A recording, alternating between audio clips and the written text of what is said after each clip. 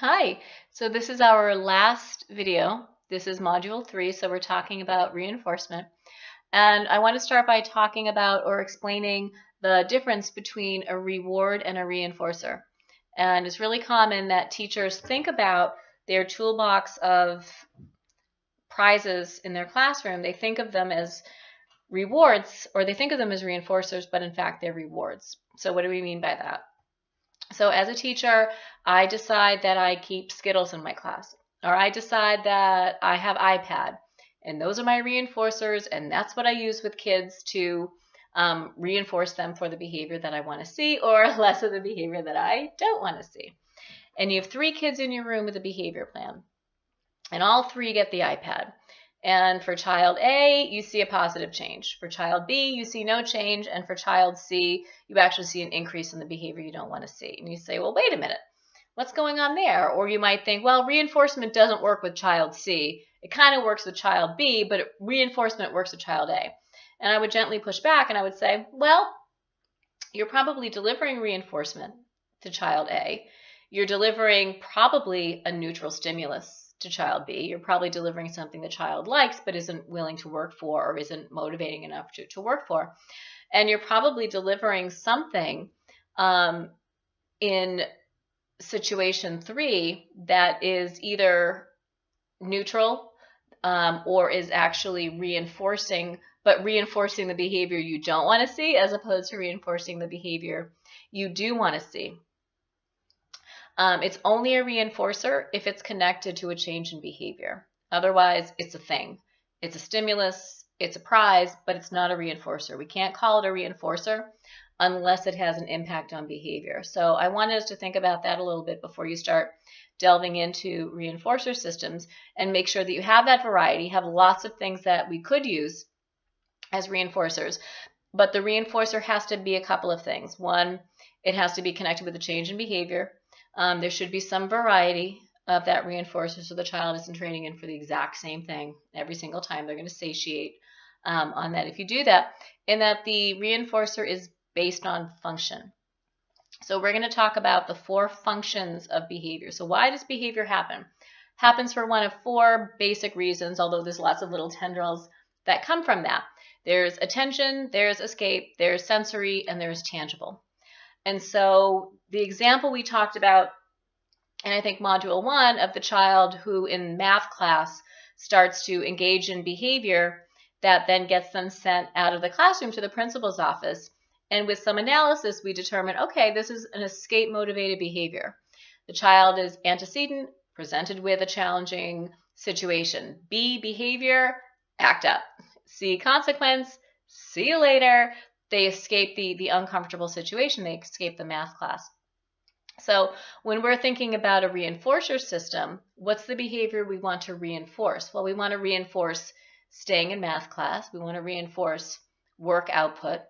We want to reinforce safe behavior. We want to reinforce quiet sitting.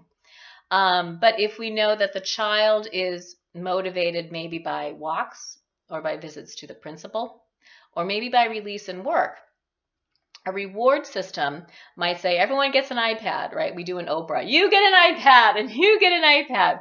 But if we're thinking functionally and we're thinking, okay, we have a child who is escape motivated. So what we're going to do as a behavior plan is we're going to be really careful that we don't inadvertently reinforce that behavior when it happens by sending them out. We might say, if you finish half of your problems, we can take a walk to the principal's office and then come back and finish the others. We can earn tickets. So every few problems you finish, there's a ticket. But reward, or that reinforcer being connected to an escape somehow or a break, is what we might be thinking of when developing a reinforcer program. We also want to think about frequency. So if you have a behavior happening about 5 times a day, you want your reinforcer to also be happening about 5 times a day. If you want to have a reinforcer that competes with the reinforcer that's already happening naturally in the environment, then you want that reinforcer to happen generally as frequently, if not more frequently, if you can manage that. Think about how it gets delivered. Some kids love a show, like you did it, and you're a star, and we're going to go take a walk.